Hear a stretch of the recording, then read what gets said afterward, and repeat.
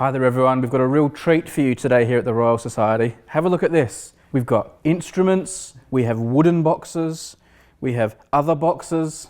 We actually have the biggest box I've ever seen at the Royal Society. We have this box here, and that is going to be very exciting. Because today, Keith, we're talking about seals. We are talking about seals. This is not things with flippers in the sea. No, we're not going to start clapping at random moments in the video, no.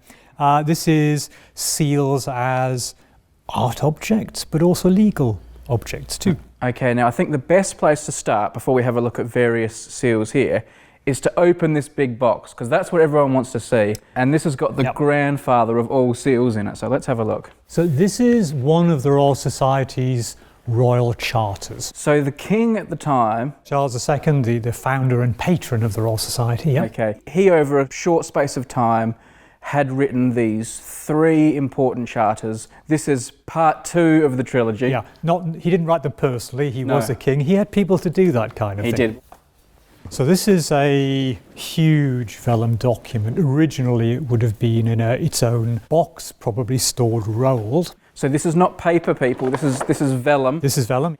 Very ornate. There's the king himself there in the top left corner. This is written in Latin, so we're not going to read it to you, but Keith, do you want to give us the executive summary in English? The charters give the organisation its form and shape. So they talk about how the organisation is going to be run, the fact that it will have a president and officers and so on. The second charter, which is from 1663, does something very important, which is, you can see from this rather nice colour section here, grants the organisation its coat of arms and the very famous motto, nullius in verba.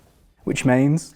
Take nobody's word for it. So let's just turn this over. Look at this. Here we are. And you can see whatever's in this box, people, is actually attached to the vellum document. And here, if I just take that to one side.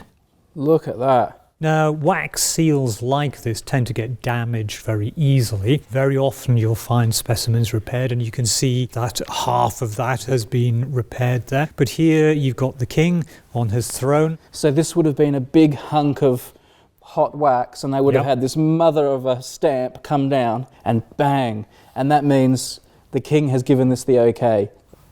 Well, it feels like it's all going to be a bit downhill from that amazing seal, but we've got a whole bunch of other interesting ones here. These are not legal document type ones. No, so these are decorative seals. So if you were a gentleman in the 18th century and a fellow of the Royal Society, you might well have wanted to demonstrate your learning by having a collection of beautiful objects. Here we have quite a pretty little box. Oh, look, there's a whole bunch there. These have got a funny name, haven't they? So these are intaglios. What these gem cutters were trying to do was to match the skills of the ancients. So basically what we've got is we've got some kind of gem, and then cut into it in a concave fashion is a profile of a famous person and a bit of text. Then you'll get some hot wax, press your concave gem onto the wax, and that will make like a convex relief of the person. That's right. So this is a carnelian, and you can see it's gold mounted very beautifully, and you can see this one has a little paper number on it, and therefore we can retrieve the wax impression from it and see what that looks like. Okay. So we have various specimens here,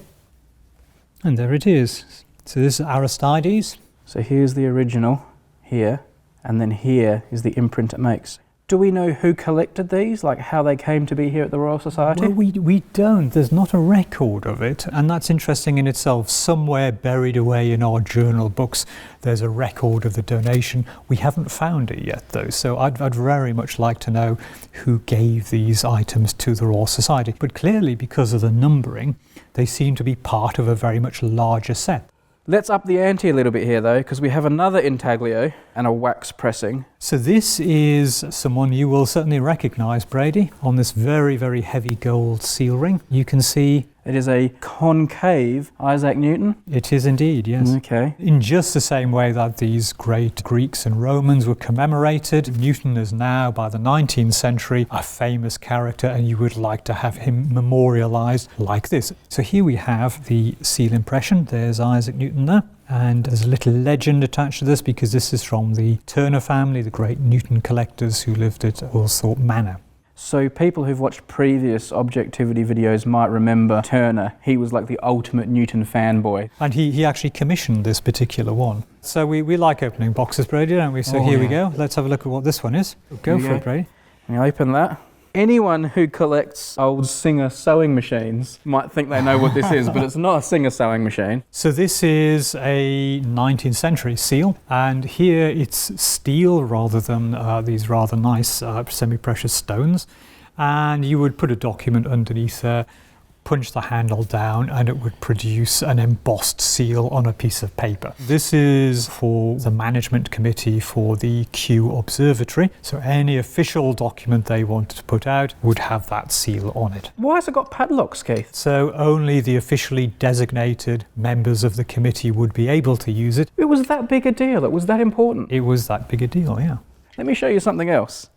Can you imagine a time when people at the Royal Society were using things like this? Yeah. Wouldn't that be funny?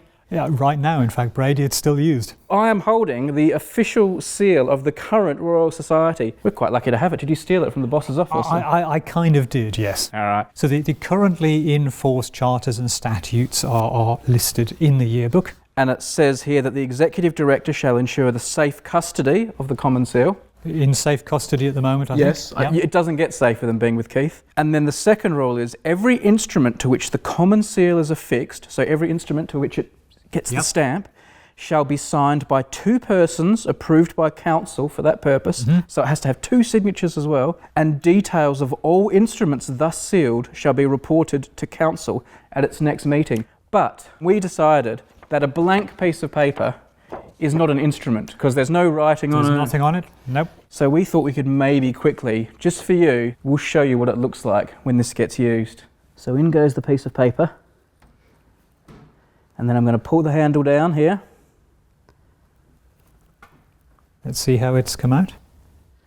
There it is. And remember on the Charles II document we saw that colour version of the seal of the Royal Society. There's the same one, but now it's embossed on a piece of paper. But this is not authorised. We haven't got the signatures. We don't want to report it to council. Better not.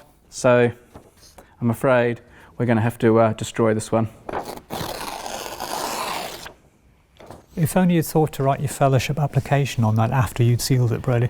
Oh yeah. Well, I hereby authorise Brady to have one of the first edition Principias. Yeah, sellotape doesn't count, I'm afraid. How does this book rank among your Newton documents? Is this like your go-to place if you need something, you need to do some research? Yes, I mean, if you need imagery to do with Isaac Newton, it's all here in one place. It's rather fantastic. Someone has already done the work for us.